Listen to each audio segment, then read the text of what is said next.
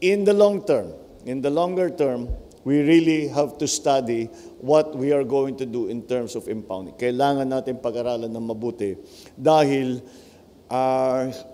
kung wala tayong gagawin, paulit-ulit na lang ito. Kahit mag-dredge tayo. Pag wala tayong gagawin, paulit-ulit ito. Kaya sinasabi ko may water crisis sa Pilipinas dahil tignan ninyo, ang lakas ng ulan, nagkakandabaha, kulang pa rin ang tubig. Dahil kailangan talaga natin pag-isipan, paano natin kukolektahin yung tubig na hindi sinasayang na pag nakikita ko yung ilog, umaagos, papasok sa dagat, naiyak ako, sabi ko, sayang naman yung tubig, basta pinababayaan na lang natin pumunta sa dagat. We have to do something else. So, those are the steps that we will be taking. Do not worry, when it comes to the LGUs, kayo naman ay hindi namin basta sasagasaan na lang namin yung project, bahala na kayo. Hindi namin gagawin yun. Unang-una, pag-aralan natin, it will be a very, kayo mag-a-approve nito hindi naman ma-approve ito kung ayaw ninyo Kayo mag-a-approve nito na kukuha ng 10% ng Candaba Swamp na para paglagyan ng impounding. Ngayon, kung may ma-displace dyan, I will personally guarantee each and every single one of those farmers na lalagay natin sila sa ibang lugar as equally as good na hindi naman sila mahirapan, hindi naman sila malugi dito sa bagong sistema. So, that I think is the situation as we find it in the very short term, in the medium term, and in the long term.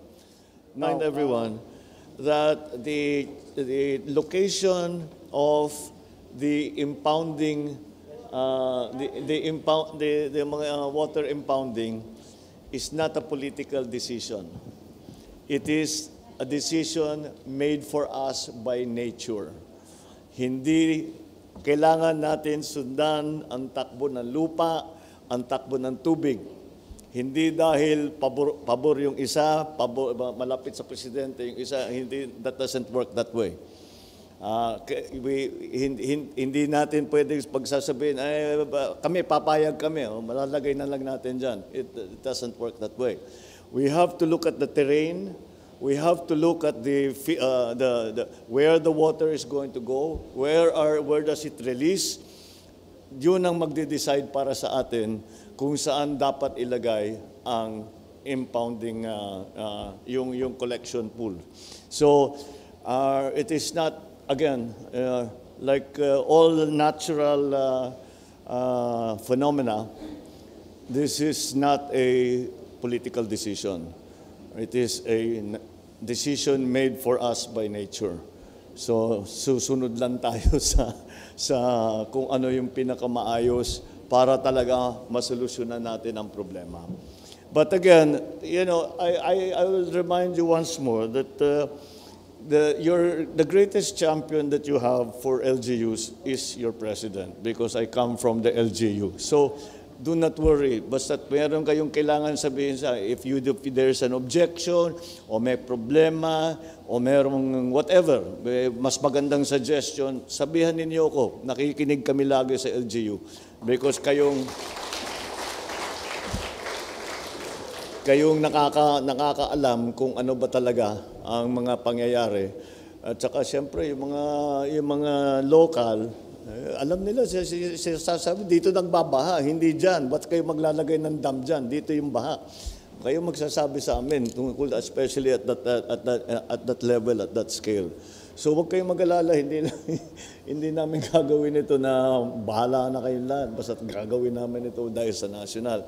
But once again, we are constrained by the nature of floods and of climate change. Wala na napilitan tayo. We just have to do some of these things na before hindi natin kailangan gawin.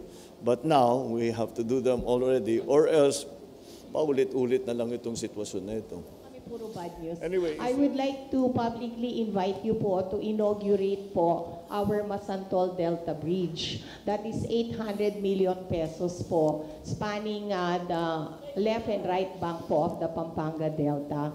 So finishing po sana by December. Sana po may good news naman po kami para sa inyo. Opo. And I would like to thank you po kasi naumpisahan po yan with President Duterte. Yeah. But the main bulk po ng construction was done po during your During this term. term, yeah. So we will cut po the ribbon together po sa Masantol, Sige. hopefully po sa December. all right. Pang Merry Christmas. Good news naman. Oh. All right. Okay. Okay, sir. Anybody, Okay na po, sir. anyone else? All right na tayo. Medyo Sir, maayos na ang maraming ating salamat alam na natin yung gagawin. Oh, sige. So, anyway, let me again, we will just go through it again para maliwanag.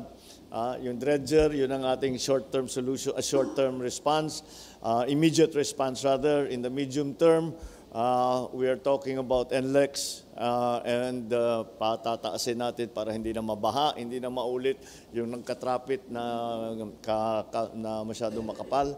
And then, balik tayo sa pagplano ng ating mga water impounding projects para, yun ang, may dagdag pa yan eh. Pagka water impounding project, kasama na dyan, may irrigation niya, magagamit natin yan sa irrigation, magagamit yan sa flood control, pati sa fresh water supply ng mga bayan.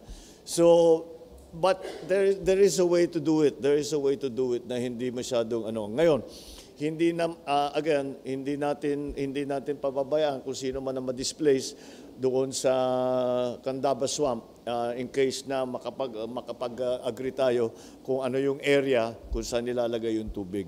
Pero I'm sure na pagka magkaroon na tayo ng specific project, you will be grateful for having that impounding project dahil meron kayong very good water supply kahit tag-araw. That's the idea. All right? Okay, thank you. Maraming salamat.